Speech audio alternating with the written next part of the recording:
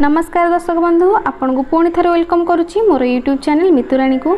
तो फ्रेंड्स आज भिडियो में आपको शेयर करी आम घरे किपर खांटी नड़िया तेल तैयारी करें भिडियोटे लास्ट जाए देखूँ। जदि भिडियोटी भल लगे तो लाइक कमेंट शेयर निश्चित भाव में करेंगे। जदि चैनल को नुआ कर चैनल को सब्सक्राइब करना जल्दी जल्दी सब्सक्राइब कर दिंतु। तो भिडियोटी स्टार्ट करिया पूर्व नड़िया तेलर केतोटी उपकारिता जान रखु। नड़िया तेल को यूज करके आम पतला नख को आम स्ट्रंग कर जदि आम शरीर में कौन स्थान क्षत होती खंडिया होती से स्थान में नड़िया तेल को यूज कर नड़िया तेल लगेवा द्वारा जल्दी घा सुखी जाए। लेडीज मानकर डेलीवरी पर होता पेटर दाग को रिमूव कर नड़िया तेल बहुत साहाय्य करे एवं नड़िया तेल आम केश बहुत उपयोगी। लास्ट रे मेकअप रिमूव करने आम नड़िया तेल को यूज कर देखिपे मु नड़िया को कोरे सारी एबे मु गरम पानी नहीं इन नड़िया को मुझे गरम पानी में पकईदेवी।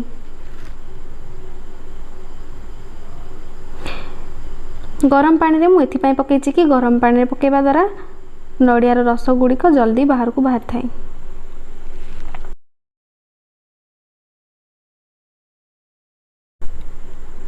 एबे मु सबुजाक नड़िया गरम पानी में पकई सारी या ठंडा होगा जाए किसी समय छाड़देवी।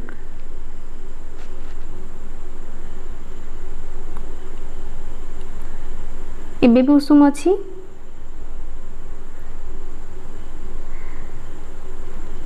एबे शीतल हो सारा। एबे मु नड़िया को चुपुड़ी तार रस बाहर करने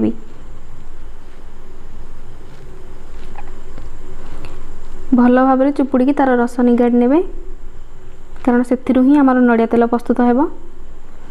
देखिपे एगुड़ा एबे रिजेक्ट एगुड़ा किसी काम आसबनी।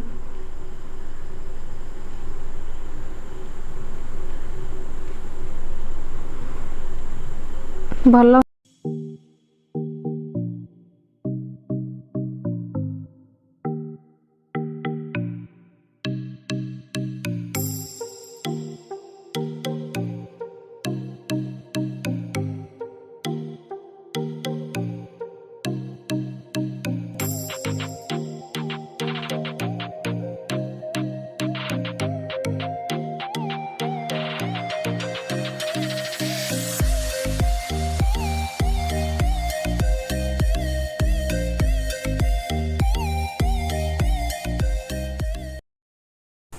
एबे भी किसी बाकी रही जाइए एगुड़ा को मुझे चा छणा छाड़नेबी।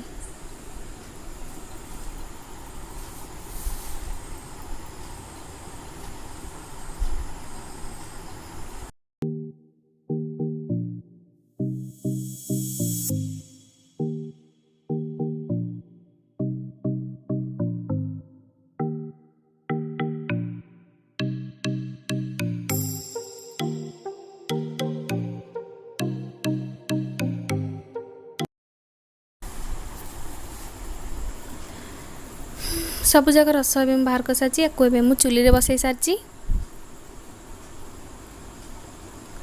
40 मिनट पाखापाखि बसैवा पड़ो जेपर्यंत तार पानी गुड़ाक न मरीची नड़िया एबे फुटिला।